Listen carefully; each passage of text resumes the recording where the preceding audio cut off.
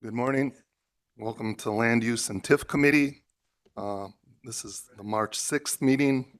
It's 9 o'clock. My name is Doug Stockley, I chair this committee. We'll do a roll call. Kathy Owens, Here. Kendra Pottinger, Present. Dave Torres. Here.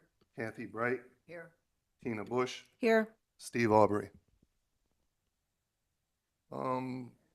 Let's see, the first item of business, approval of the previous minutes. Has everyone had a chance to look at the minutes? And if so, is there a motion for their approval? Catherine and Tina, all in favor, please signify by saying aye. Aye. Those opposed, nay. Motion passes. Any citizens' comment? Any citizens' comment? Hearing and seeing none, we'll move on. First item of business, we have a presentation from the City of Ottawa. We have with us Mr. Noble and Mayor Hasty just walked in, so I'll turn it over to Dave. By the way, Dave, I looked up his title this morning, Economic and Community Development Director, so for the City of Ottawa. Thank you very much. I'm here to talk about one of the big subjects that we think about. Oh. How's that? Thank you, everybody, for having us here. I'm here to talk about some TIF districts in the City of Ottawa, and specifically our request to extend the life of some. And we'll go through a lot of details of how they work and talk about why we think this would be good for everybody. So today we're going to talk about the different TIF districts that Ottawa has. Ottawa has 8 of them. And we're going to talk about the successes that we've had in our TIF districts and about how we spend the money. Where's the money go when it goes into a TIF in Ottawa? We'll talk about rebates that we give back to taxing bodies and surpluses that we give back and what the difference is. We'll talk about infrastructure that has to be built to keep development going, and then what it takes to extend the life of a TIF. And then we have some proposals for you to consider for that extension. And of course, you guys are probably very familiar with TIF districts, so I'm probably don't need to educate you as much as I need to some others, but we'll go through it anyway, just for the sake of talking about it. The first one I'd show you is this, and that question is, how does a TIF work? Should I get into this, or should we just move on? Okay, we'll just talk about the general discussion of how a TIF works. When a TIF is created, there is a certain assessment level that happens the year the TIF is created. And to say it in a simplified manner, the assessment of the properties that are put in the TIF are written down in a book that's done by the county, and they call that the base year of the TIF district. And so for all years up until then, the taxing bodies have been getting the taxes on the existing situation, the existing assessment. And so if you have a farm field, you're getting assessed at something like $750 an acre, and the taxes are based on that. And so that's written down. And once the TIF is created, all the taxing bodies keep getting all their taxes on that initial assessment. But when new development comes and makes the assessment go up a whole bunch, that additional amount of assessment, the taxes on it go into the TIF account. So let's say you have a piece of property that's paying $5,000 a year in property tax, and then a project comes and that's worth $3 million, and then the assessment is $1 million. Well, then the additional $100,000 of taxes is going to go into the TIF account. And then the original amount of taxes, the original 5,000 still keeps going to all the taxing bodies. So the TIF doesn't take any assessment away, but it allows the additional assessment because of things that are coming in to go into the TIF account. And so that level that the original base was, if this was the base amount of assessment and a project comes, the assessment goes up to the ceiling up here, the taxes on that difference, that increment, is what goes into the TIF account. And that's how it comes up with the tax increment. It's the increment above the base assessment that goes into the TIF. And that's pretty much how TIFs work. TIFs have a lifespan. They go for a maximum of 23 years, and then they can be extended. When a TIF ends, then all of the taxes get treated normally, and all the taxing bodies get all their taxes like they normally would. And the TIF ceases and transfers to the TIF account are done. Any questions on that basic setup? So here are some of the TIFs in Ottawa. We'll start at the blue one in the middle. We call that the North TIF. It's just north of the interstate. That's one of the first ones in Ottawa and one of the most successful. No, it is the most successful. And it goes from the PetSmart Distribution Center all the way over to the Walmart Supercenter and all that in the middle.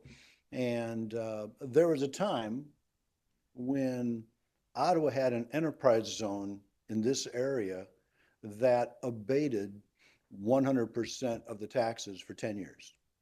So if a new company came in, they wouldn't have to pay any higher taxes for 10 years because of the enterprise zone. And then in the 11th year, they would pay their full taxes. And we discovered that that didn't work very well. The problem we had is the company would want to come and they'd say, well, we need a water main, a water tower, we need the road extended. And the city would say, we're broke, we can't afford it. And so the companies didn't come. Then when this TIF was created, and I believe it was created one of the first things under Mayor Eschbach, back around, I think it was 2020, or 2003, 2000, right around there.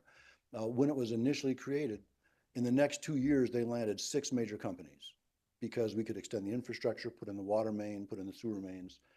It's just a poster child of success of what that is. Now at this point, if you were to draw a half-mile circle from that interchange, there's over, I believe it's 6,000 workers within a half mile that have their jobs there. So that's what you like to see in a TIF district. There are no houses in it. It's just industry and retail of bringing money to everybody. The one above it that's pink, that's the Dayton TIF. That was created in 2006. And right away, we landed the Kohl's Distribution Center, which is the L-shaped building, and the Clover Distribution Center. And those came right away. Definitely would not exist without the TIF. And we've enjoyed having them. Between the two of them, they probably hire 350, 400 people that work in our area. And then not much longer after Kohl's and Clover came, we had the 2008 financial meltdown, and you'll see nothing new in the TIF since then. It's just been quiet. And when the economy started to get better, then we had this thing called COVID, and that kind of stopped everything for a couple of years. And here we are trying to pick up the pieces after about a 15-year wait. It's kind of where we're at. We haven't had a residential subdivision in 15 years at least. We haven't had, everything just kind of stopped. And we're trying to get it going again. The bottom one is the commercial TIF district. I believe it's yellow. I apologize if I get the colors wrong. I'm partially colorblind. The commercial TIF district, this is our first primarily retail one. Maybe it's our only primarily retail one. And the city council was very hesitant to create it because it didn't want to give any advantage to any retailer, because then that's a disadvantage to another retailer. But we got to where we had a bunch of vacant buildings and it was really in bad shape. And I'll show you a couple of pictures of those and kind of bring it down memory lane a little bit. That was put in, it was like a miracle. Within 2 years, total transformation because of that TIF district. In the center part of town, we have a variety of ones. The red one, kind of to the left, is the downtown TIF. That was one of the earliest ones. And that is just what it says. It's right in the heart of the downtown buildings. The canal TIF is the long, strangely shaped one. That one goes all the way from, I guess I'd say, Heritage Harbor on the right, kind of follows the canal through the middle of town and ends up over at what you might call the old Bakelite or Union Carbide, or currently Simcoe on the left. It picks up lots of vacant property There's vacant land that we call Harper's Farm. It picks up what looks like lots near the bend of the Fox River, but that's just the vacant lots where all the houses were bought out in Fox River Park. There's a bunch of what looks like lots where it goes east and west, but quite frankly, the canal is built on those lots. That's just the Einem Canal. And then it picks up the high school and the downtown waterfront, the city sewer plant on the south side. And that's kind of like, that's the canal TIF. And then just above that is the east TIF. That one's green. That one picks up the hospital campus and also Chessie Lane, goes all the way past Bill Walsh, Chevy up to Chessie Lane, where there's things like Pomps Tire, LMK, and NCATS back in there. The Industrial Park TIF is a small one. Is it blue or purple? I can't tell. It's a small one. It expires in 2026.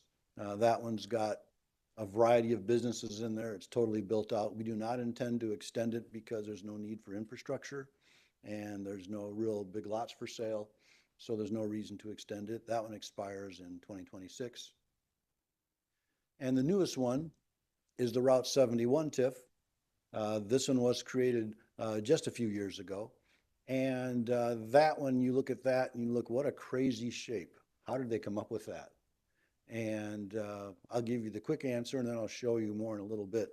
On the bottom, right where the words Route 71 TIF are towards the bottom, that used to be part of the Ottawa Industrial Park TIF. But the Ottawa Industrial Park TIF was expiring and we couldn't offer any decent incentives to attract a company. So we added that to the Route 71 TIF so we could offer, lots of years of incentives to try to land a factory in there. As you go up Route 71, we had to extend sanitary sewer to the interchange, and it had to take a crooked route to get there. And our hope is someday the businesses that come in, the taxes will help reimburse the city for the cost of the sewer that went out. And then as you go to the left, to the west, that's the route that we took to put a water main in. And once again, we hope to recoup some of the cost of the water main extension. So we have 4 TIF districts that we hope to extend. They are the North TIF and Dayton TIF, and also the East TIF and Canal TIF. All of them expire around the same time, which is 2028 or 2029. You might say, they don't expire for another 5 years. Why are you in front of us now? And the answer goes like this. Let's say we're competing to land some major project, which we are. We're currently meeting with several, trying to land them in Ottawa, trying to get them to invest here instead of investing in Joliet or Southern Illinois or North Carolina or Indiana. And so let's say they say yes to Ottawa. If they say yes this summer, they'll be doing their design all of 2024. If they're lucky, they'll start construction in 2025, probably finish construction in 2026. Their first tax year is 2027. The first year they pay taxes is 2028. So we can offer them a good TIF deal of 2 years, 2028 and 2029. And they'll say, I can go down the road and get 15 or 20 years. Why should I go to Ottawa when you can only give me a 2-year incentive? So we're asking for 12 years extension so we can be back in the game. Because effectively right now we're out. It's just what I've told people sometimes, that I don't know if all these worldwide, countrywide, if all these incentives are a great deal, if that's the thing that the whole world should be doing, but it's the game we've been given to play. And we have a choice of playing that game or just saying we don't want anything to come to our area. We choose to not develop and stick where we're at and go broke. This is what you have to do to compete and move forward. And that's why we're here. So look at some successes. We were talking about the Ottawa Industrial Park. Yeah, you can kind of barely see it. This one here, this was originally International Titanium Powder. It has been purchased by a company out of Australia just in the last year or two called Coogee Titanium.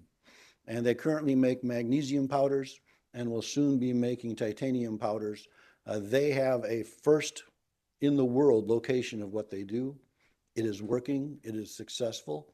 They will sell to places like the defense industry and a whole wide variety. They are one of the only titanium metal manufacturers in the United States, and the only one that makes powders like this.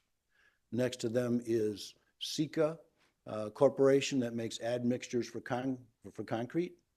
Over here, to the left of that is Motorcycle Tour Conversions and Lots Trucking that make add-ons for motorcycles. Back here we have ITW Mini Grip Zip Pack.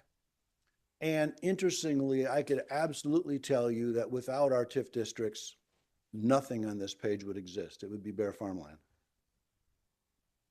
Of course, you're all familiar with PetSmart. That came in like 2004, 2005. A million square foot in the North TIF. Here's an interesting one. I'm not sure if you recognize this picture, where you take what's existing blighted land, turn it into something that looks shaped more like that, and now you know it today as Heritage Harbor. That's what they went through. Absolutely wouldn't be here without the TIF. There's no way that they could have afforded the huge upfront cost of building a harbor. Here, I mentioned that on the north side of town, we created the commercial TIF, and I suppose I could have put a whole bunch more slides in here with the pictures, but I didn't want to bore you to death. So we all remember Value City and how after they left, it just sat there. 1 year after creating the TIF, we have a new Ford dealership. And we remember the old Ramada Inn, which became the Ottawa Inn, which became nothing and just sat there. That became the Fairfield. And of course, right next to it is now Verizon and Culver's and Starbucks and another lot that's for sale. And you can remember the old vacant Walmart, the old vacant Kmart, the empty and falling down Ponderosa, J. Merrill Jones, et cetera, et cetera. The whole north side is like totally redone itself. It's been amazing. Downtown Ottawa. I'm not sure if you recognize this building. You probably see it more like this. This is the 807 building. We do TIF agreements to help them recoup some of their taxes when they renovate, and we do facade grant programs to improve the front of the building so the downtown looks good. This was Fast Print. Now it's Cat's Eye Wine Bar and Mesa Things. And there's been another remodeling since this picture. They've put a whole new facade on the front of that. It looks even better. You probably remember what First National Bank used to look like. And that's what it looks like now. Or Bianchi's Pizza. And now what it looks like. This building became C230, all renovated. And I understand there's a new restaurateur coming in there sometime this year. So that's going to be filled up with a new restaurant again. And of course, things like Lone Buffalo, Bash, others like that. These great successes we have that we look at our downtown and we all are so proud that it's vibrant and alive. It wouldn't look like this without the TIF. All the landscaping, all the bump outs, the decorative street lights, everything that makes it look really cool and make you proud to be in town, it's here because of this TIF district. In the East TIF, we've already done one extension. That happened, I believe, in 2014. There's only been one significant building built in the East TIF since then, I guess two. There have been improvements to the NCAT busing location, which doesn't generate any taxes. Ottawa Dental Lab did a large expansion. They built this building. This is located right between Halftime and Gladfelter Funeral Home, right there off US Route 6. And they chose Ottawa. It was a very close negotiation between them going to Ottawa and them going to South Bend, Indiana. And because they just purchased companies in South Bend and almost chose to go there. South Bend was pulling out all the stops to get them to go there. Luckily, we could give them a TIF deal, and they chose Ottawa, and we have another 100 workers and more tax base here. And then the most recent expansion we've had is at PetSmart in the North TIF. They are just putting the finishing touches on adding a large addition onto their distribution facility. That's something like a $15 or $20 million addition to their building. And we're very glad that they chose to stay in Ottawa. I believe part of the reason they chose to stay here is that they are served by Stevenson Road. That goes, you go to the interchange to Stevenson Road, and then the trucks go back there towards their facility. And we have told them and worked with them that we are going to spend funds to do a total renovation of Stevenson Road to help them have better service. And right after we signed documents saying that we're going to spend the money and upgrade the infrastructure, which is going to cost us $4.5 million, but we have grants to help us. Next thing we know, they're doing an addition. They didn't tell us we did the addition because you're working with us, but it certainly didn't hurt. And of course, we have a new YMCA going in our downtown waterfront. This is in the Canal TIF, and we're doing a whole signature park, trying to get the whole downtown of Ottawa to renovate. And the goal is to get more jobs and really to get some tax base in the heart of Ottawa. Okay, enough of past successes. Where do we spend our TIF money? Well, right off the top, there's administrative expenses. We pay Jacob and Klein to do basic paperwork, keep track of all the parcels. They become best friends with people like Julie Harris as they talk constantly and try to work out all the paperwork. Then we make payments to the schools and county, of which you're familiar. We spend money on infrastructure, and we give rebates to the businesses. So our typical TIF setup. First off, we avoid residential areas. There are not a lot of students where we have TIFs. We try to avoid going through the houses. The last thing we want to do is create a residential TIF, create all the students, but have no taxes coming from the houses to pay for the students. So we've never done that. The rebates that we give to the schools and county takes about a third right off the top. And so if we approach a developer and we say, we'd like you to come to our town, they say, what can you offer? We tell them, well, about a third goes to the schools, about a third goes to the city for infrastructure, and we can offer you about a third back. And this is a third of their own taxes. So if they come in and they're going to pay a $100,000 tax bill, they can get about $30,000, $35,000 back. That's our incentive. If we get a great project, we can offer more. Of course, we can't offer the third that we give to the schools, so we can only offer ours.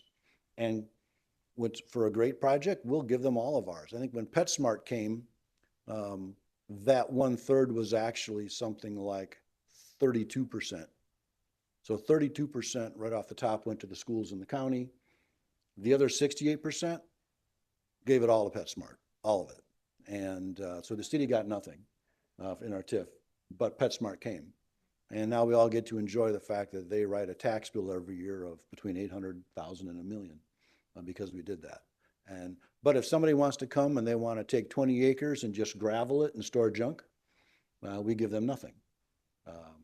And depending on what the project is, the more jobs and more investment, the better it is for our community, we offer them more.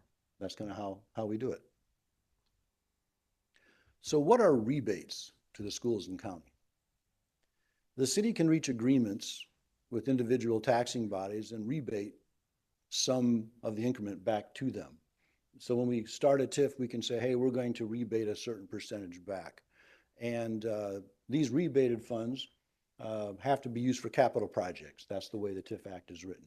And so this works like this. It's straightforward. The city of Ottawa would write a check to Ottawa Elementary School or Ottawa High School, and we write a check directly for them as a rebate from the city to them out of the TIF fund, and that's a rebate. Why do we do rebates? Well, a variety of reasons. First off, we like to have public support. We like people to think that we're doing a good thing for our area. We think it's the right thing to do. We know the county has extra work to do in our TIF districts. And we also know that quality schools lead to a quality city. If we're going to have a good place to live, we need to have good schools. There was a time when our schools were severely underfunded, and we just thought it was the right thing to do to be giving some back to them. And of course, we do this for goodwill for the future. So when I have to come in front of you guys and say, hey, we need a TIF extension, you can look back and say, well, maybe you've treated us okay in the past.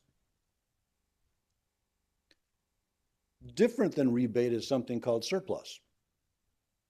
The city can declare that they've got more money in their TIF fund than they need. They can say, you know, we've got more money than we need. Let's give it back. Now, it doesn't happen too often. What taxing body in the right mind would say, I've got a pile of cash, I'll give it back? Let's be honest. But as we look to extend our TIF districts, we reach written agreements with you that force us to declare a surplus. So what the city does is we write a check from the city to the county. And then the county takes that money and divvies it up among all the taxing bodies, just like it was taxes. And so they'll write a check to whoever was in that TIF, whether it's the high school, IVCC, the grade school, everybody gets their check. So it's a check from the city to the county, and then the county to the taxing body. And one thing that's nice is surplus funds have no spending strings. They're not restricted. The school or whoever can spend it wherever they want. You know, sometimes if you're operating a taxing body, you're forced to have a real estate tax for this item, for that item, for that item. And maybe you have one that's got a high balance and this one's a low balance and you can't balance it out. They love surplus funds because they can put it where they need it. So it works out really well. So as we go to bring new development into the area, it's very expensive. Here are some things that Ottawa is facing right now. The first one is debt, and I'll show you pictures of some of these. The city knows that the next big area to try to attract development is the Route 71 interchange. We spent $8 million of our own money to extend water and sewer up there to try to make development happen. Could be a big gamble, probably the right thing to do, but it makes everybody nervous. How are we going to pay it back? Now that there's so much development on the north side of Ottawa, our fire time getting up there is so long, we need a new fire station. And that's a cost. Once the fire station's built, we have to man it. That's going to cost us a couple $1 million a year in wages just to man a fire station. And that's something the city's got to come up with. TIF money can't be used for operating expenses. We will need to run water and sewer more up Route 23. I'll show you more of that in a second. Our industrial park needs a couple $1 million of water and sewer. Here's the big one. We can't continue growing north and have the sanitary sewage go to our old sewer plant. I'll show you a picture of that later. That's a $30 million project we've got to come up with or development stops. It's big. And then we're trying to get our downtown to continue going somewhere. We desperately need to create tax base in the Ottawa Elementary District. All around the city, there are opportunities for more things to be built. You can build more things up north. You can build more things at Route 71. That helps Wallace. The other one helps Rutland. There's things that can go south. But the Ottawa Elementary District is kind of hemmed in. And the only place to create new tax base is downtown. And that's a high priority to do that. And then the last one I would say is we need Heritage Harbor to keep going. It's been a great success. It looks really good, but you have to realize that they lived through the 2008 downturn also. They've just done a tiny share of what they anticipated doing, and they've had a 15-year slowdown they're trying to recover from. And we need them to keep going. We can't do all this infrastructure by ourselves. That's why there's a TIF. It gets you over the initial cost, and then we can all enjoy the benefits at the end. So here's some of the pictures I'll show you. This is the water and sewer that we extended up to the interchange. The water is the blue. And you can see it kind of follows it's on private property, but kind of follows the interstate as it comes across from the other side. You know, the interchanges both at Route 71 and I-80 are about the same elevation. So once we put a water main across there, we don't need any towers or anything. They float on the same system. The sanitary comes down and connects farther south through our industrial park to the existing gravity lines. This opens the door now for development up there, where before the door was closed tight. You couldn't bring anything of substance up there. Here's one you probably didn't know about. To give you oriented, this is Route 23, and this is Dayton Road. This here is Farm Bureau. 4-H is down here, USDA. We've had a couple projects where we almost landed. It was down to us and one other location, which was Frankfort, Indiana. And they were the last two standing in the United States. This was an 856,000 square foot fulfillment center for Five Below. And we did everything we can to get them to come here in the Dayton TIF. Unfortunately, we could not offer them a very good incentive because we had to extend $5 million of infrastructure to make them happen. And we could get grants for part of it and had to match the rest of it. And so we could only give them 32%. We could only give them the third. We couldn't give them 2/3 or whatever. And we lost this Five Below to Frankfort. Here's the water and sewer we would have had to extend. The sewer's up there by Coles. The water main has to come from our water tower and loop in and go up. There was a big improvement necessary on Dayton Road to make that a truck route so that they could come. And so they went someplace else because we couldn't offer them what they needed. We have a lot of factories we're currently working with on this parcel right here. This is Route 6 going east toward Marseilles. A lot of interest right here right now because this area has a lot of electric, a lot of natural gas, and it's got rail. One of the few places that has all of those.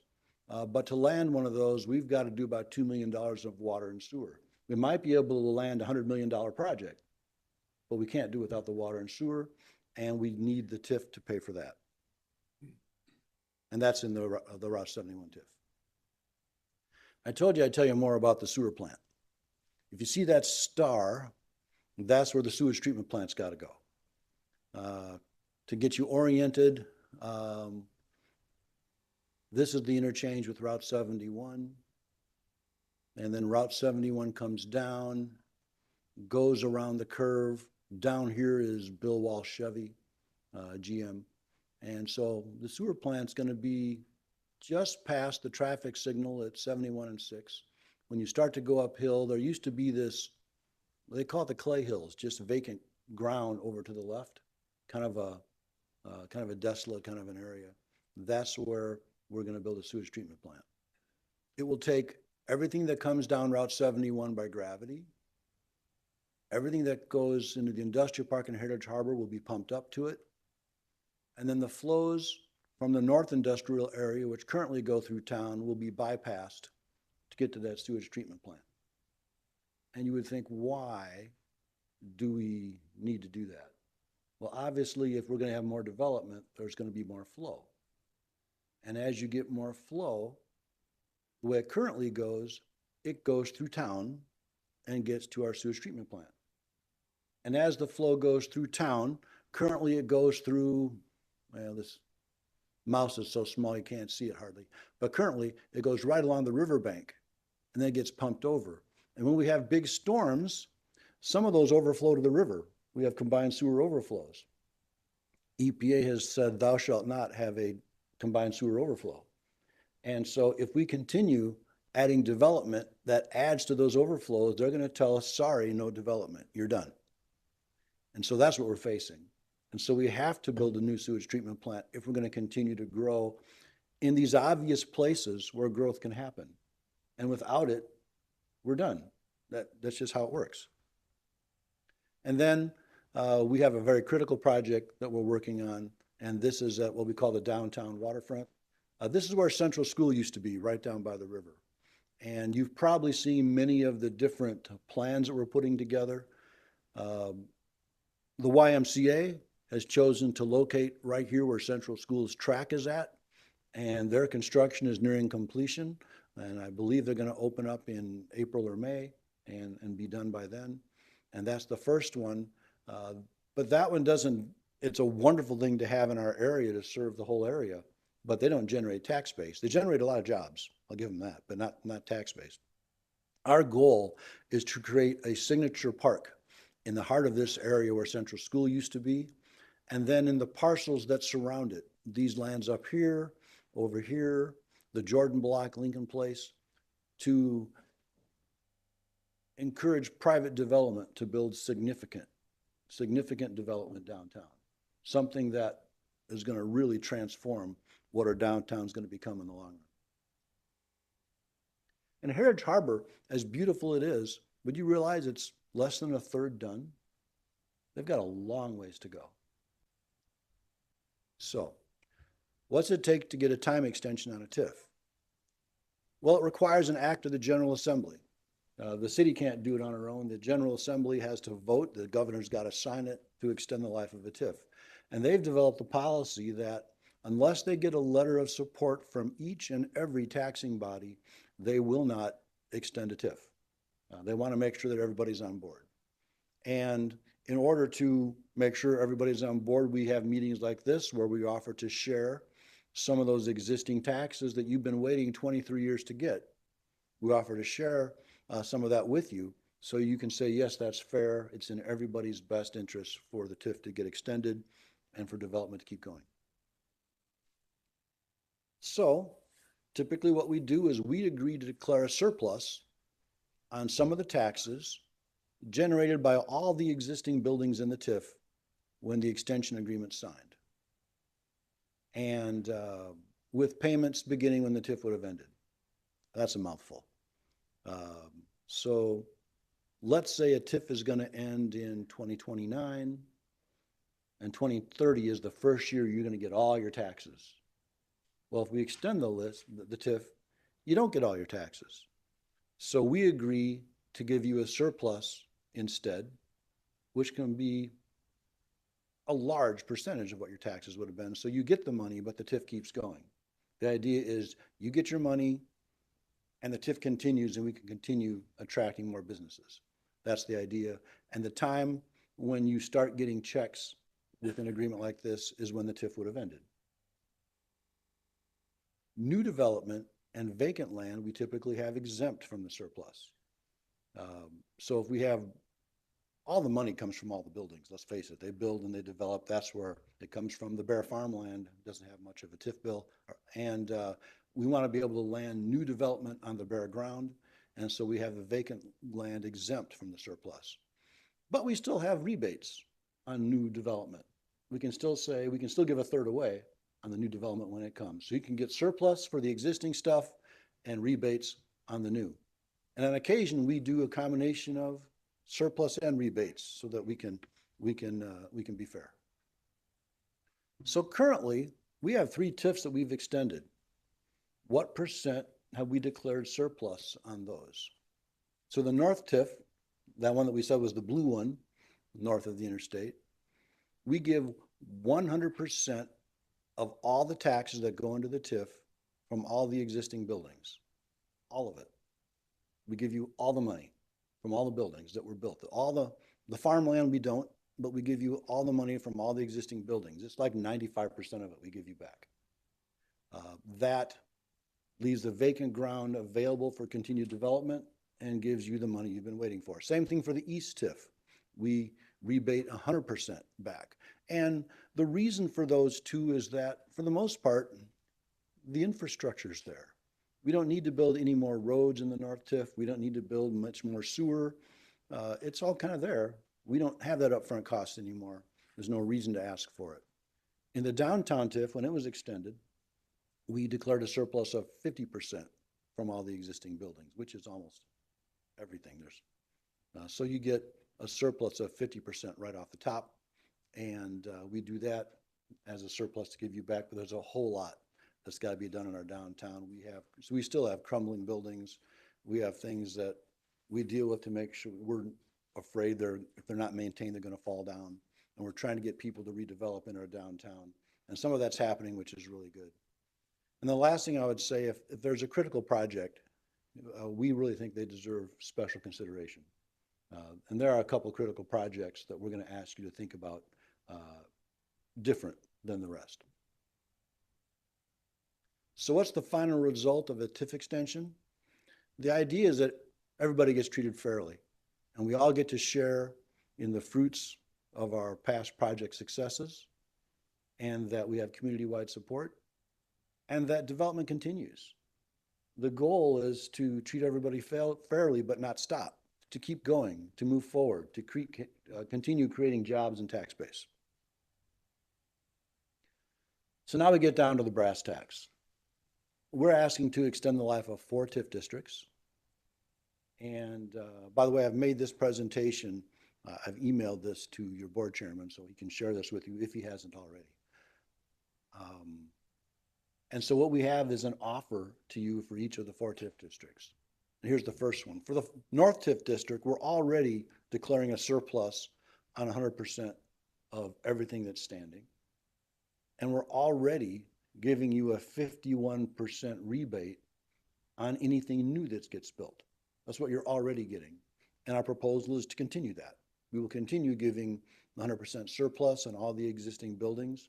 We're just changing the date. It used to say, and I might be off by a couple days, but it used to say 100% surplus as of January 1st, 2014. We're mostly just changing the date to 2024. So any buildings built between 2014 and 2024, you guys will now get the surplus on them too. Not just the old buildings, anything built since then. And so this is the same offer. We're giving you all the money on all the existing buildings. That's kind of a no-brainer. Same way with the East TIF. So we're extending the ending date another 12 years to 2041.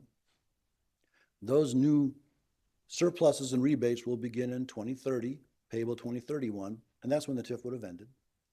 And we're doing the same offer as before.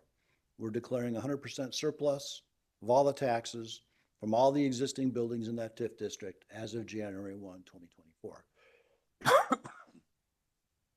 And the vacant parcels and new development will be exempt from the surplus. And we'll continue the county's 51% rebate and $10 per parcel fee for any new development. You might ask, why are we saying the surplus only counts for buildings built before January 2024?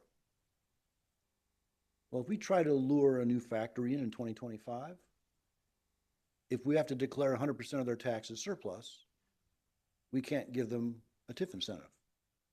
We can't give 100% of it back and give them some back too. So we're asking the new development to be exempt from the surplus as of now so that we can chase companies now. We don't want to wait 6 years before we offer incentives to a company. We need to offer incentives now. So that's why we do that. The date in TIF, this would be its first extension. We would propose to extend the life of the TIF another 12 years to 2041.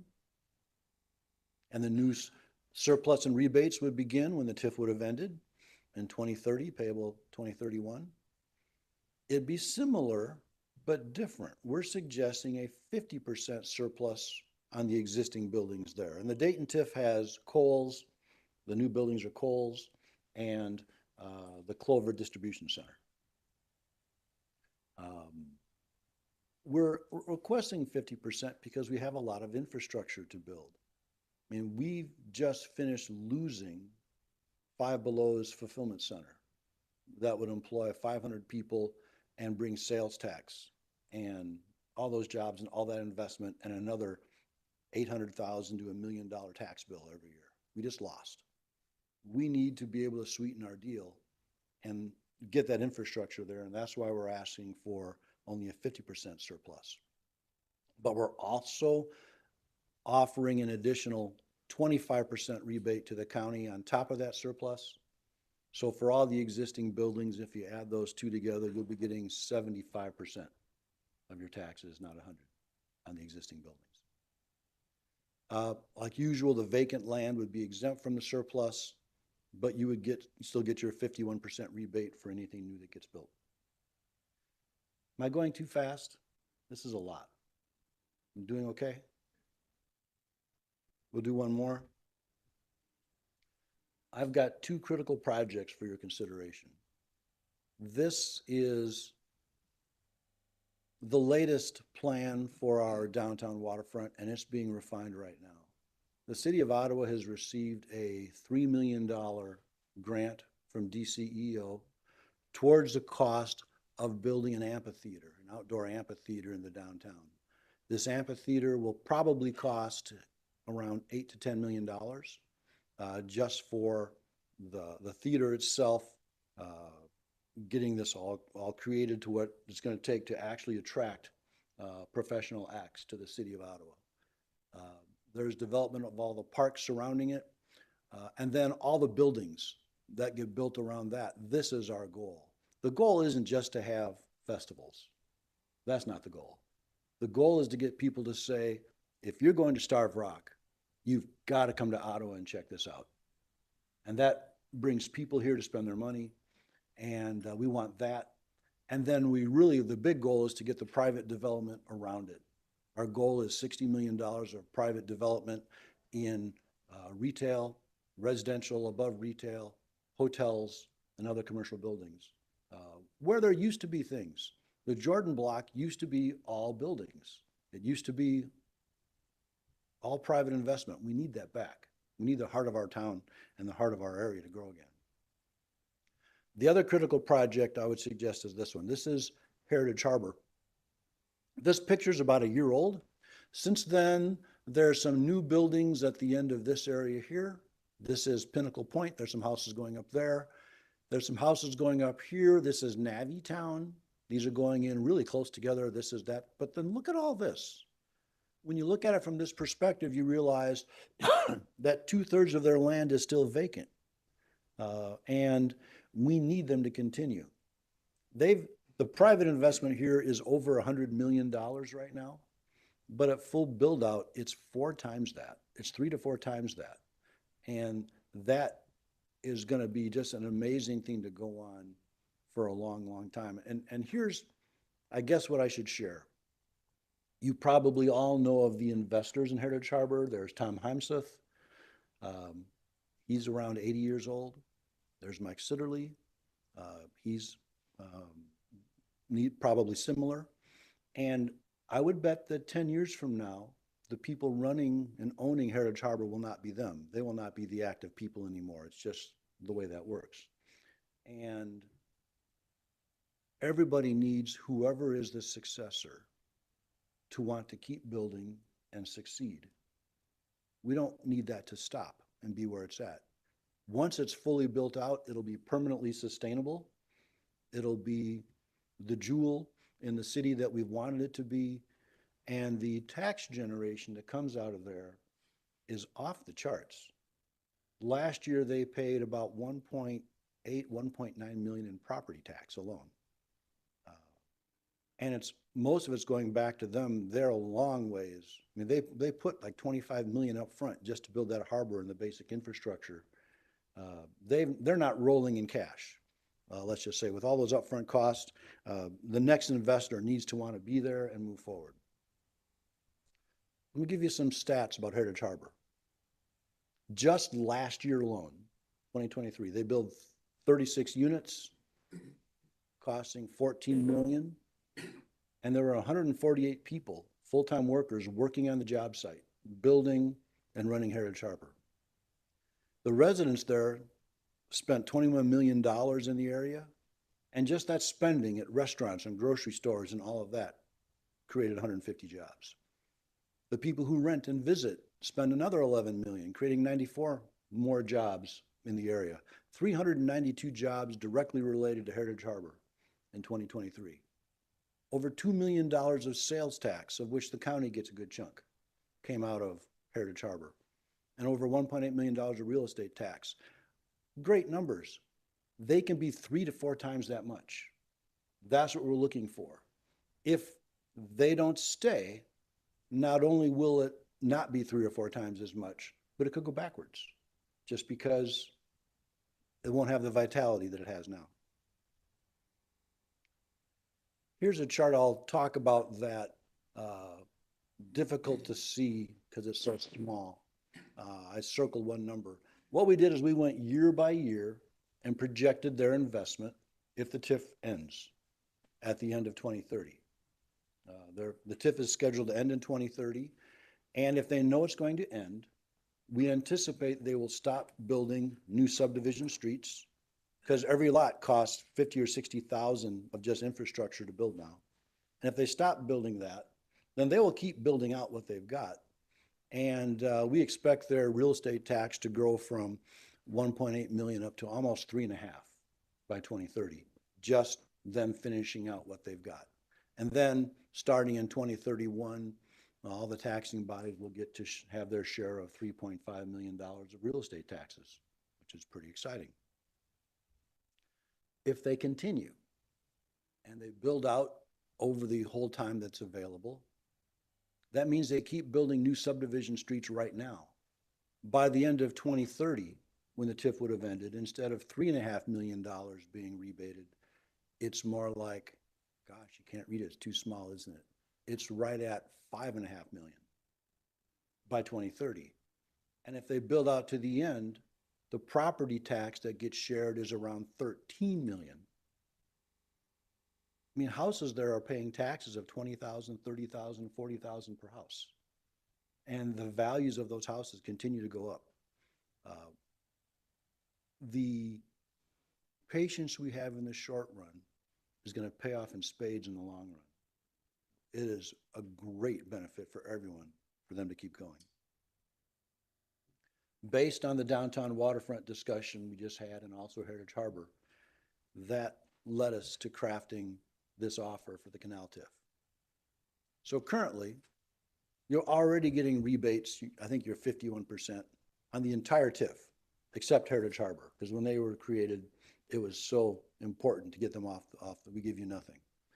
The new offer is to extend the TIF another 12 years to 2041, just like the others, to have the new surplus and Heritage Harbor rebates begin in 2030, payable 2031. The TIF would have ended.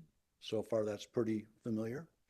We're suggesting we declare a 50% surplus every year for all the existings built and assessed before January 1, 2024, including Heritage Harbor. 50% of all of it, including Heritage Harbor. And that we would also do an additional county 50% rebate on the same surplus parcels for everything else in the Canal TIF, except Heritage Harbor and the waterfront. So the Canal TIF is long and sprawling. Effectively, the county would get 50% surplus plus 50% rebate equals 100% of your taxes for the whole Canal TIF, except you'd only get 50% on Heritage Harbor, no rebate, and you would get 0 on that downtown waterfront parcel. Quite frankly, there's nothing in the downtown waterfront parcel to rebate now. There's nothing there. It's blank. It's empty. So that's really not a big thing. All the vacant parcels and any new development will be exempt from the surplus like the other ones. And the county would still get their 51% rebate on everything on the exempt parcels, the ones that are not surplus, including Heritage Harbor, but the downtown waterfront would be excluded.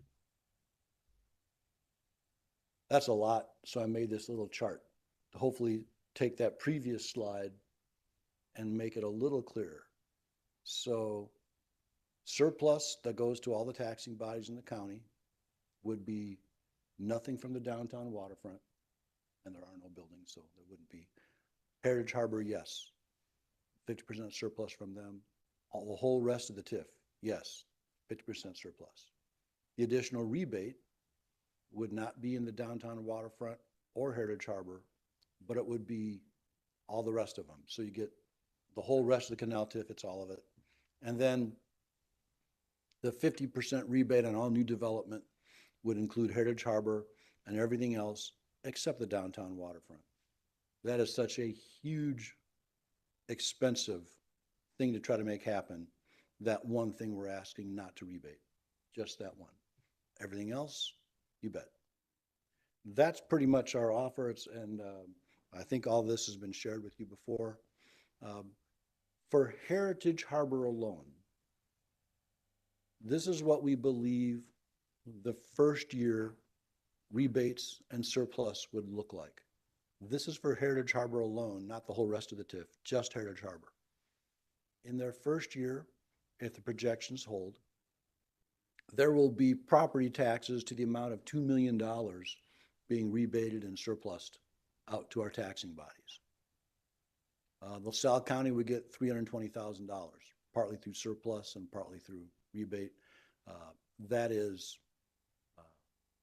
and then all the other taxing bodies are in there with the amount that they would get. And the potential is huge. And just realize that at the end of this, that number that goes back could be 13 million. That's what we're after. So we have given you 4 intergovernmental agreements, one for each of these TIFs. The agreements say what the slide said, the numbers are the same. And we would ask for your support. We're asking for you to look at those TIF agreements and vote yes and keep development happening in the Ottawa area. Keep tax base growing. Whew, that was a lot. I'm talked out. Can I answer any questions? Dave, go ahead. I've never heard the word rebates. Is that the same as a disbursement? Yeah. So if you were to look at any one of these agreements, it'll have 2 parts. It'll say surplus, and then it'll have something like reimbursement for capital costs. Yeah. That's too much of a mouthful, so we say rebate.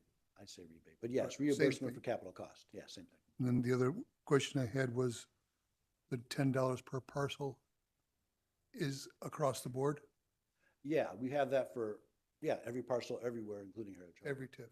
Every TIF, every part, yeah. Thank you. Go ahead, Kathy.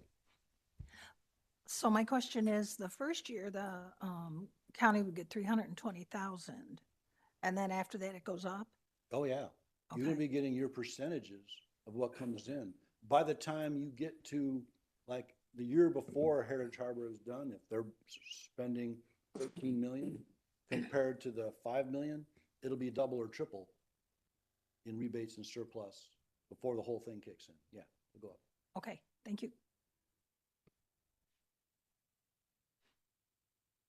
Other questions? Go ahead. Yep. Julie? So currently, and then the new proposal is the north and the east, we get 100% of the surplus, and the canal TIF, it's 50 surplus, 50 rebate. What about if we were to do 100% surplus instead of half surplus and half rebate to give the county more flexibility in the spending of that? There are quite a few taxing bodies that having these types of developments in the city do not impact them at all. They have no costs, they have no expenses. New development comes, they enjoy getting the taxes, but they don't, the county has to work on these. You have a lot of work to do to administer the TIFs. We see that the county has expenses when things happen. As we have areas grow, if there's more crime, you get to have them in your detention center. You have costs. There are other taxing bodies that don't, and so we don't offer the rebates to all of them. We offer them to the schools in the county because you're the ones that have costs. And so if we do a surplus, then there's nothing left. If we do rebates on some, then there's a little bit left that we can use to keep things going. And so we prefer to do rebates.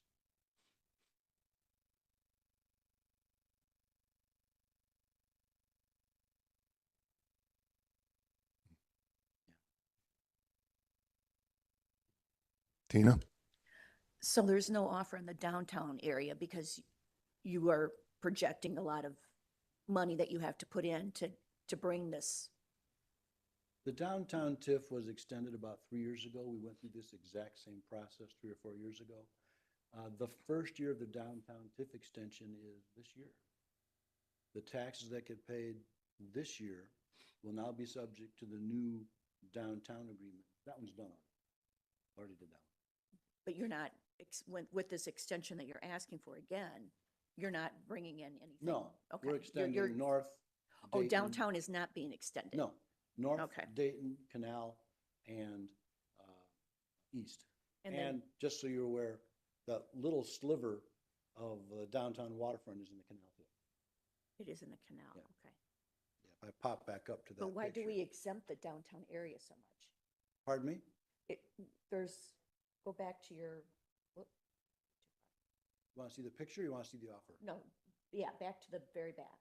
Oh, the other direction? Yeah, Yeah, you can see that right here, The red is the downtown TIF, and the downtown waterfront is this piece right here. Now, what would you like to see the canal TIF offer? Yeah. Because from downtown, I thought you had lines through it that we weren't getting, yeah, right here. Oh, right there. So this is the downtown waterfront inside the canal TIF. Mhm. So it's just that bare piece of ground where Right, Central where you're School- wanting to do the amphitheater, right? We would respectfully request that we surplus and rebate use zero. Because We're you gonna got- have to spend like $20 million upfront to make it happen. And just that spot inside that little picture,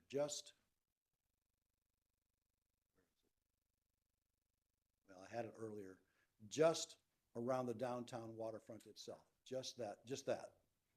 The part that's surrounded by the white line, Mhm. we would request none because it's such a big, expensive thing to make happen. Okay.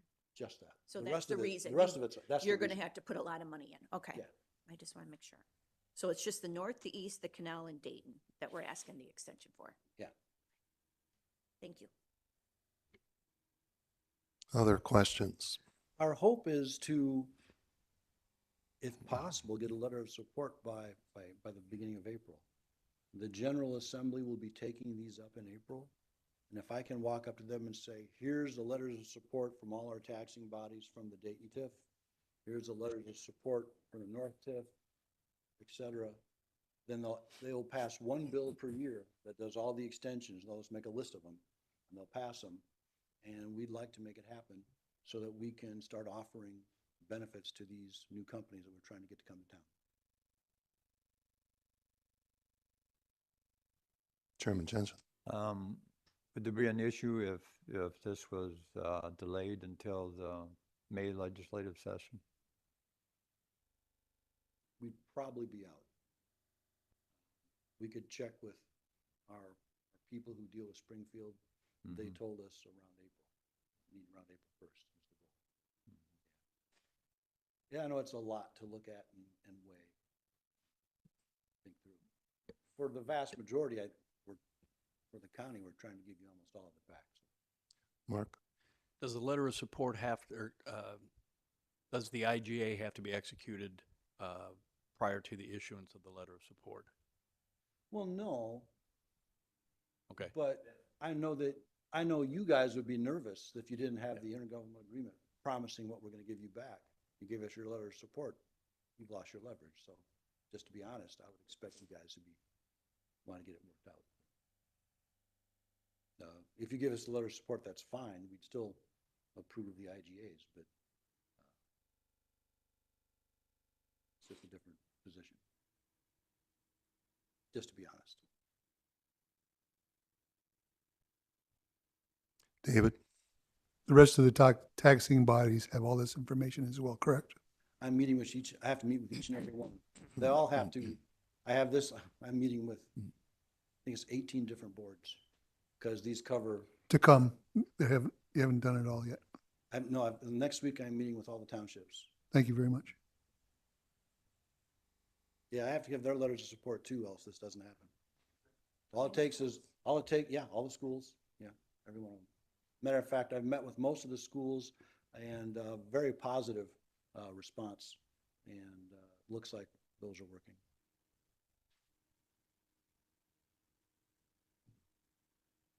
Chairman Jensen? Figure out how to, so the letters of support could go forward with continuing conversations about these proposals for the IGAs. It could, yeah.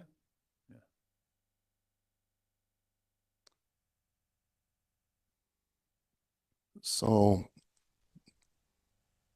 I called my representative just yesterday to find out how the process works a little bit.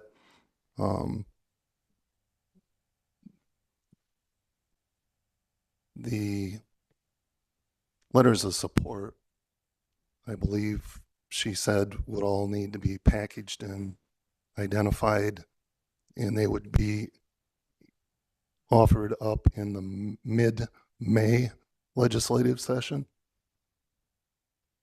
And so that would allow, excuse me, that would allow us as the county, all the way to our full board meeting in April, which I think is April 11th, to study this and make our approval. Would that be in sufficient time? I think if we could do it quickly after April 11th, that could probably work. See, what happens is not only do all the different taxing bodies have to vote, then we have to get all the letters and agreements signed. And then typically, most of them won't hand me the letter of support until I hand them their agreement signed. So after you approve it, I've got to go through 2 council meetings to approve whatever you come up with. And so after that vote, there's work to happen. If that work after the vote can happen fast, then we're good. It's a matter of jumping on, getting those letters executed, finding the right person to sign it. And then you get them all to me. I package them like you say, and we submit it. So yeah, April 11th could work. We just have to work fast together. Yeah. Any other questions? Lot to think about. I'm very happy to, as you come up with questions, answer them, get your opinions. We want to work with you. We want to be fair, and we want things to keep going forward. That's the big thing.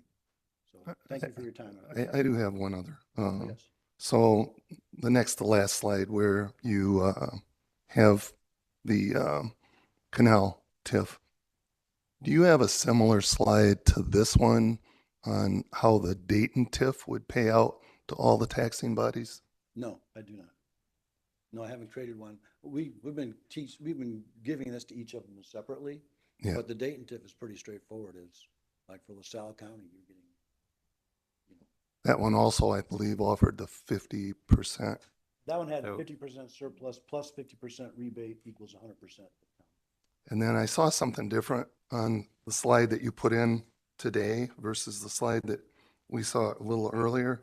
Could you go back to that slide, Which the one? Dayton? So, It's what you had in yellow. I didn't see on the previous presentation. right. We looked at that and thought that a 50% surplus in the Dayton TIF, typically the county likes to, on the existing, get 100% of the existing. Our old agreements, like in the North TIF, had 100% surplus. By adding a 25% rebate, you end up getting 75% total of all the existing buildings in the Dayton TIF. That left us a little bit to try to work towards that infrastructure. We anticipated that you were going to be asking for some, and so we just put some in there. Okay, We added to the deal. How about that? We Okay. added more than we talked about. all right. And I highlighted in yellow so you'd notice it. Yeah, I noticed it. So, and then the wastewater treatment plant, well, it won't be in the Dayton TIF, but this Dayton TIF and what the Yeah, deal it'll be- is that you proposed is supposed to help pay for that. Is that correct? Yeah, it'll be in the Route 71 TIF. Correct. And but it will serve all of these different ones.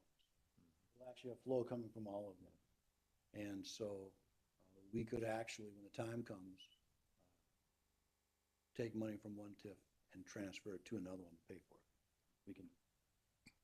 Okay. Any other questions? This is your last chance for today, anyway. Yes, go ahead. What you just said, so there would be a possibility, particularly in the development of the wastewater treatment plant, that you'll pull other funds from the other TIFs to that, to develop that, or One did I hear you could, wrong? But to be quite frank, the TIFs don't have hardly any money anymore. Yeah. There was a time when every year the city had $2 or $3 million to spend. Now that we be bringing about $2.8 million in the North TIF and give $2.7 million back. We bring in, the East TIF brings in, I can't remember, $500,000. We give we have 450,000 back. There's not money. Yeah, okay. By the time we pay if we can use what we've got left over to continue paying the debt on the water and sewer, we're pretty much, and that We're done. There's just not money. It's all given back now. So the wastewater treatment plant basically is, We hope to land a great big factory that's gonna help us pay for it. We hope Mm. to land new development that's gonna help us pay for it. mhm. And the small amount that we don't rebate or surplus in the middle kind of keeps us going until something happens. Okay, thank you. Well, thank you so much for your time. I know I was very long-winded. It's a lot to talk about though, so thank you. Yeah, thank you, Mr. Noble. Thank you. Did you want to say anything? Mayor, yeah, they'll hear you up here, please. Yeah. I don't have much to add. Dave's taken up a lot of your time. But what I would let everyone know is, prior to May, I had no political background. And of course, when we've all been in that seat, we've all ran for office. You know what it's like to do your homework and do your research. I knew that TIFs was going to be something that would come up, so I did a lot of my homework and I focused on Ottawa's TIFs. And in studying it, I was wondering, well, what's the controversy with them? Like the money's going back to the county, it's going back to the schools, it's allowing for things to be built. This is really a great, these are great things for our community. What's the problem with them? And as David said, we have sat with many school districts and many different taxing bodies, and you get to talk to those who are receive or have TIF agreements with other communities, and I realized that not all of them are like the Ottawa TIFs. Not all of them give back to the schools, not all of them give back to the county in the way that Ottawa does. So the one thing that I think is an emphasis is that, as Dave has shown, in the past, Ottawa has been more than fair with these TIFs, and we have seen the results, both in the growth that Ottawa's had and what the county has had. So when considering that, or when considering these extensions, that's the part that I would like just for everyone to kind of keep in mind, is that this is really just to make all of LaSalle County better. And I think that Dave has done a great job of proving that that's what these do for everyone. So that's all I'll add. Thank you. Thank you. Thank you, Mayor.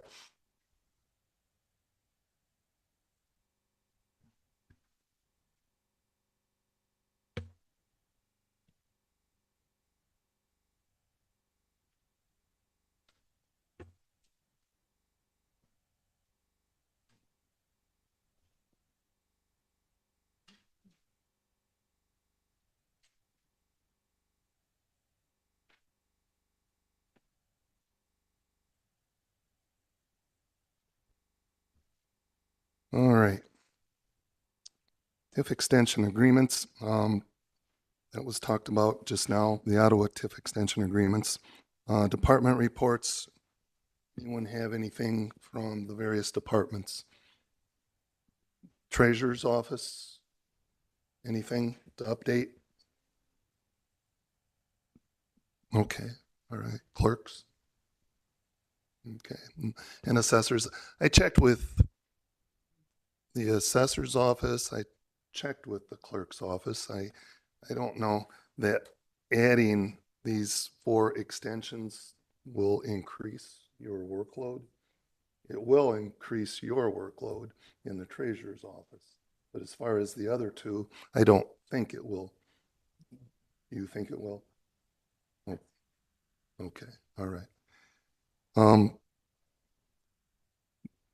We had a TIF annual review, not really an annual review, but amendment that was presented to the Oglesby TIF, proposed first amendment to the Oglesby TIF. We went to the meeting. Julie was there, Dave was there, I was there as well.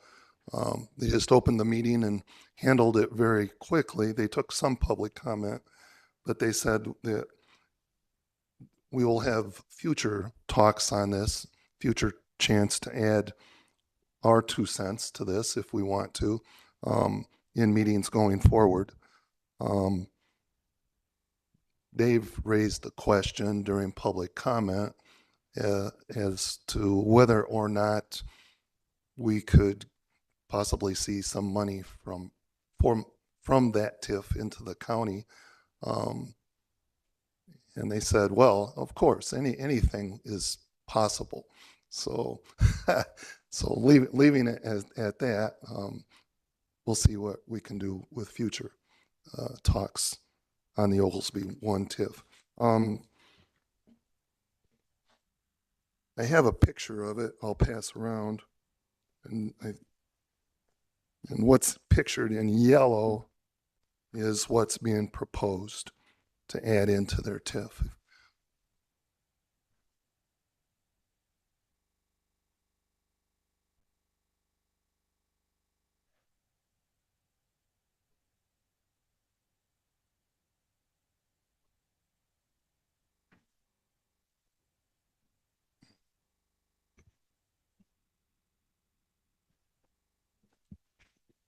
Go ahead, Tina. I don't know how you get notified, Chair, on these meetings. Is there any way that as a committee, we could get notified if we would like to attend these? Sure. Or do they not really want us there or? No, that'd be possible. Julie living in Oglesby, I don't know if because she lived in Oglesby or of her position with the treasurer's office. Okay, Okay. was aware of this one. Is it Dave? I don't know. Oh, okay. So, yeah, I mean, this my one, district butts up to Dave's a little bit, so yeah. So this one is kind of like in my backyard too, so I thought this would be a good one to maybe learn a otherwise, little bit more on. yeah, otherwise Chairman Jensen gets notified and then depend on his office to give us a heads Yeah. up on things. So, but yeah, we can disperse it amongst the committee if you want to attend some of these. Dave? This was more of the opening public hearing. It wasn't about the taxing bodies are going to be separate meetings, if that helps any, Tina. I'm sorry. This is about notifying the public. They're having separate meetings for the taxing bodies. Those get down into where you learn more. That helps. I'd never seen any notices or anything, so I didn't, it would have been a good one to listen to and try to learn a little bit. But it looks like there's a lot of residential being added, huh? I think downtown, Is that mainly downtown then, that little? yeah, piece? I think they want to put the downtown area back into it to possibly extend some facade agreements that they had going. But you understand anything different? Dave? What they're trying to add was already in a TIF and it expired. Yes. Now they're trying to Okay. bring it back in. So if you don't-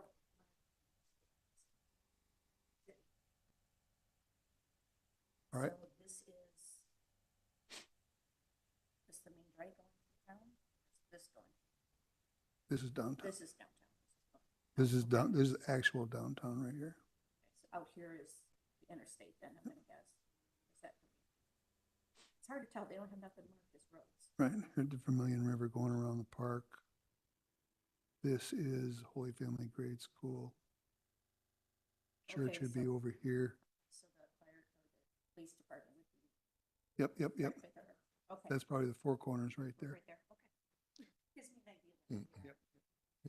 Yeah, during the TIF meeting he mentioned that Cindy's, for one, has burnt down. Yeah. And so that's going to be included in this new I do see proposal, that. this new amendment.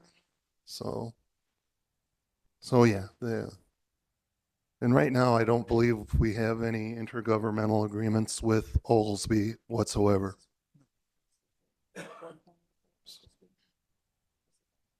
Anything on House and Senate bills? Mhm.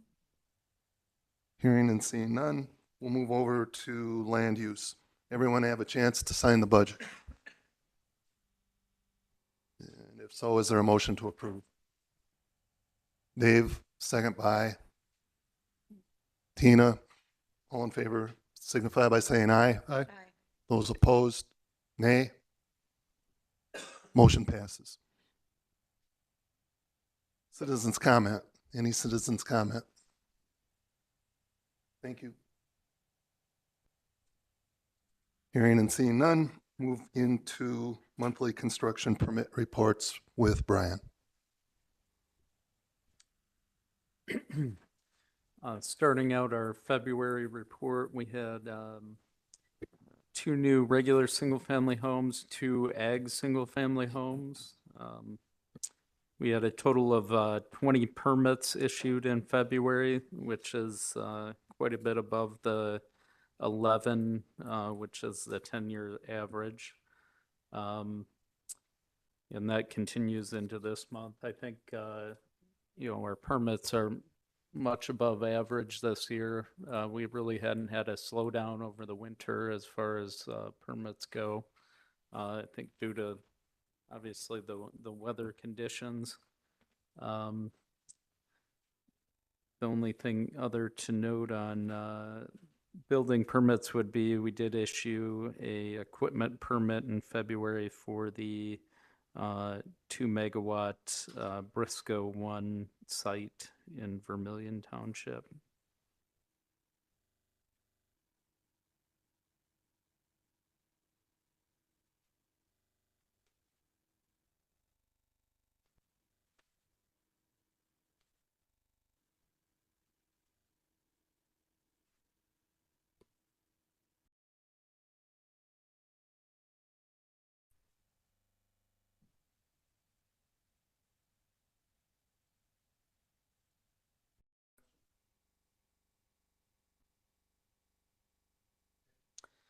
Moving on, go to the February buildings or the zoning inspections. We had 4 in February, 4 total inspections, 1 no building permit case closed, 2 multiple violation cases opened, and then some of those details are listed below. Any questions on those?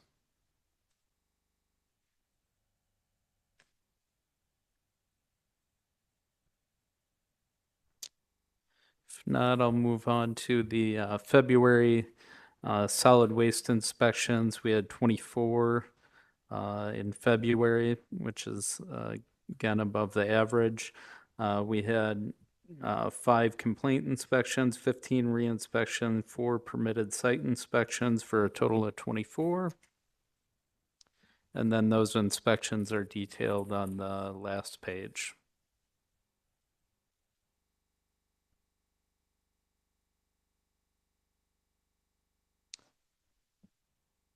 And due to the warm weather, the complaints have started to roll in here, so much more people outside, I think, so.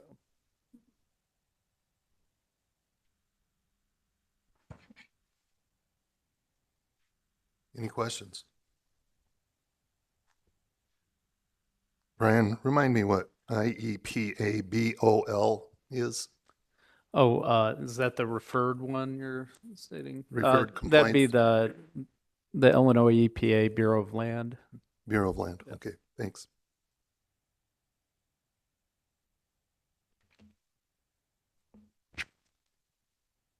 Any other questions? So that one in particular came to us. We investigated and came to us from the EPA. We investigated and reported our findings, and then due to the nature of it, they decided that they would follow up with their own inspectors from the Rockford office.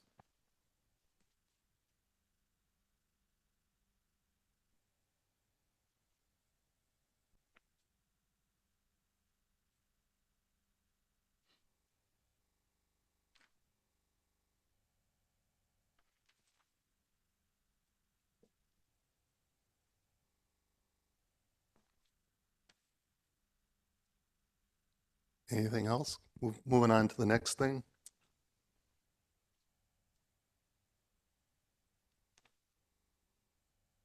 Oh, here you go. Right here.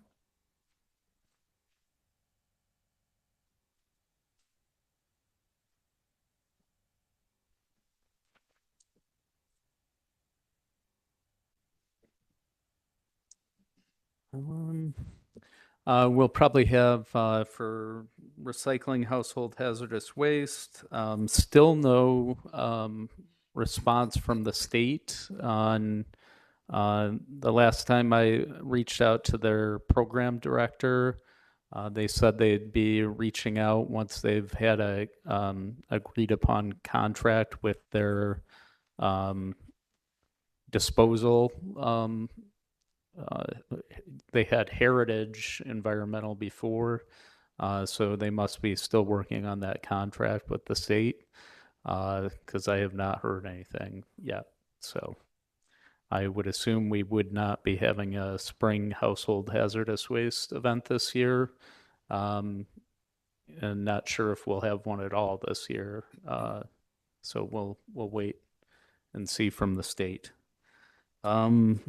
As far as the electronics recycling, we'll have the event on April 20th, and we hope to have the registration for that out on the website probably within the coming weeks here. That's all I have on that. The second date would be October. Yes, Okay. October. I have the 5th. That sounds right.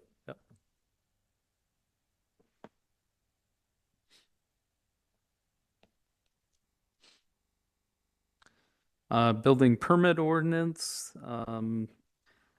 Still waiting on the Illinois or International Residential Code to come out and be released. They still have not shipped the books yet. So once those come, I'll start working on the amendments to the 2024 building codes. Go ahead, Dave. If we could back up one, please. Sure. Household hazardous waste. The state controls who collects for us, correct? And because of them not securing one, that's why we're not having a collection? Correct. Those events can run $50,000 to $75,000. So the state does pay for those 100%. And previously they tried to spread them around. So if you had an event one year, you're not guaranteed the next. Under the former, we actually have a new coordinator. They have a new coordinator through Bureau of Land right now. And through the former one, they tried to kind of have set locations that were spread out throughout the state to have at least one event per year to cover multiple counties. I'm not sure if that's the same way they're thinking moving forward now or not. They have not given feedback, but I know the last time I talked to them, they were still working on that contract with their disposal vendor. So Thank you. so as soon as I hear more about that, I'll let you guys know.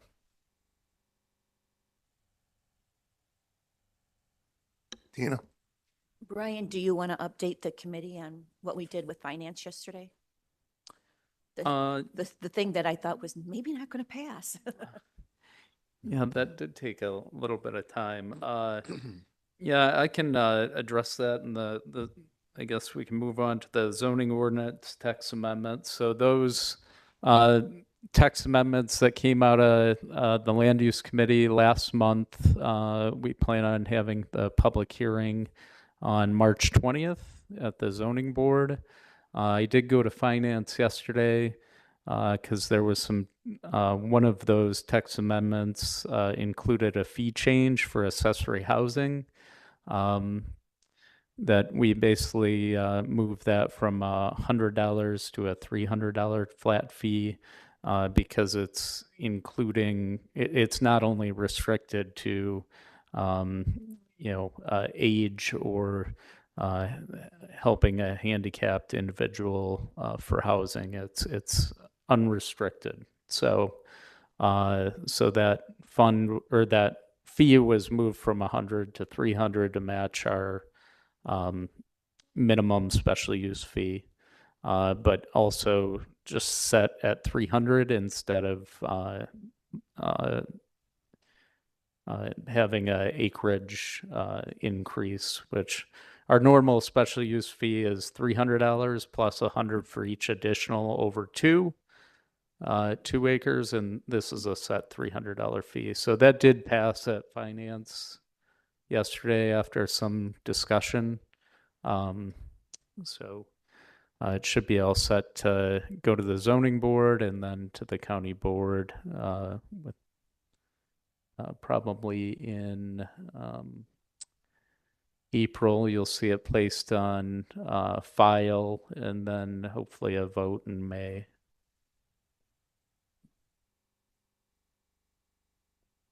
Dave? I was present during that meeting. There was like confusion on caregivers living on the property or everyone being able just to put a second building on their property. That was my perception. I think there was some confusion because this, this was a little excerpt out of the text amendment, because it was the fee portion. I think they needed the whole context of the text amendment change, and I think that's what maybe there was some confusion over. But we discussed this at the last land use committee meeting as far as the accessory housing will be open for anybody to apply for. And also, we had, some places restrict the rental of it in the future. And after that discussion, we made the change. After the discussion at the land use meeting last meeting, we did make that change to allow the rental of it too, so it could be an income producing property. So there was some discussion over that too, and so I think it should have maybe just been a fee discussion, but it got into more of the text amendment. So hopefully, interested board members that are interested in this text change will come to the zoning board hearing on the 20th to get some more detail on that before it goes to the full board.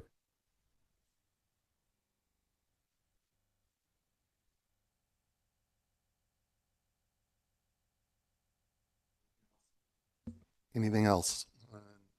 Text amendments. I know, while ZBA did not talk specifically about text amendments in a hearing that'll be next month, they did discuss a couple of the text amendments. You might want to talk about that. So there was, I think, some heavier discussion on the home occupation changes and whether they were too strict, I believe. Isn't that what we kind of discussed at the zoning board meeting on whether or not it should be restricted to just the family members within the dwelling. So I think there's going to be probably some more debate at the zoning board on that, and hopefully we'll have a recommendation for the county board after the zoning board meeting on the 20th. Yeah, specifically number 1 under home occupations, where we had changed it, where it says all those operating the home occupation as well as employees shall be the person or persons residing in the dwelling. That was discussed. Nothing was resolved, but that was discussed, as well as the number of possible home occupations. I think we also discussed it here. We had it at 2 originally. We went back to 1. And then at the ZBA, they go, well, we would be amenable maybe to 2. But number one up here where you have to live in the home, that they were having some problems with that. They felt that possibly someone living by themselves, if they wanted a home occupation that required another person to come in, that would exempt them from being a home occupation. So that was the talking point. I believe Mr. Anderson came up with a couple websites, one with Tazewell County and some of their definitions of home occupations, as well as Ogle County. I looked at them last night. They are interesting. They do specifically say what is a home occupation, where ours does not. And Ogle County does have a form you fill out for a home occupation and submit it and have it notarized. So there's a couple different ways that they do this. So anyways, stay tuned on this for the hearing next month, and we'll see how it goes. Yeah, Tina. I thought from our discussion last month that we were just looking at it as it had to be a home, but it didn't have to be everybody lived in it. It had to be that family. I just thought one person had to be that family. Like, say you were living by yourself in your home and you did need somebody to come in, but it would be a home because it is my home. It just couldn't be a home that people are coming to as a business. Somebody had to live there, is what I kind of got from it, but maybe I was wrong. Oh, no, the language means kind of everybody. specify that the Okay. only employees can be people residing at the home. And they have to be family members too. Yes. Oh, okay. Yeah, maybe we do need to look at that then. So I did I not believe take it as Tazewell, as well as Ogle County, do specify that, yes, they do have to be in the home. They have to reside in the home. So that's the talking point. Any other comments on that one? Anything else on text amendments? No. Anything on House and Senate bills, since we don't have Tom here? I don't know the bill number, but I know there are some new proposals. Just update the wind and solar again. So I don't know when those are, going to make it through, but Yeah, I've been following them as much as I can. And there's, like I said, I think last meeting, I think Sue Resin has one that is from the Senate side that kind of that has to do with positioning of wind and solar near municipalities and requiring both the municipality as well as the county board to agree to it. I believe Mr. Yednock has one that requires that I think union labor be used within the area on wind and solar. And then there's one that Mr. Bunting has proposed that reverses it all the way back to the previous language before all these text amendments were presented. So yeah, stay tuned. General correspondence.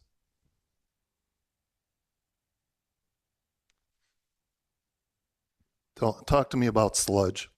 I see sludge was one that came up on general correspondence. Starved Rock National Park is permitted to apply sludge. Where are they getting it from? Is it on site? Is it their own sewage disposal system or not? I think it's just their own sludge. They're applying it on their own agricultural land. So yeah, we just generally get notifications of when they apply sludge in LaSalle County. So sometimes we get it from like when Stewart Spreading does it. Or the other one that does most of the spreading around here. So when we get those notifications, I just include it in the packet here. Thank you. Yes, I do have a question about that. So they're putting human waste on their farm ground, right? Is what we're talking about. at Starbuck National Park, yes.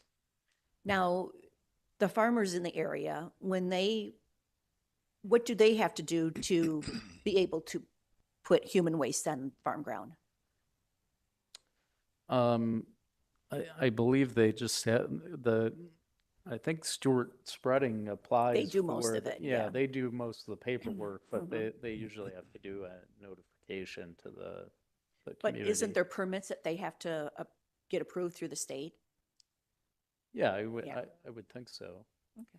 So, I believe that it involved doing a soil test to begin with and determining the load that could be applied.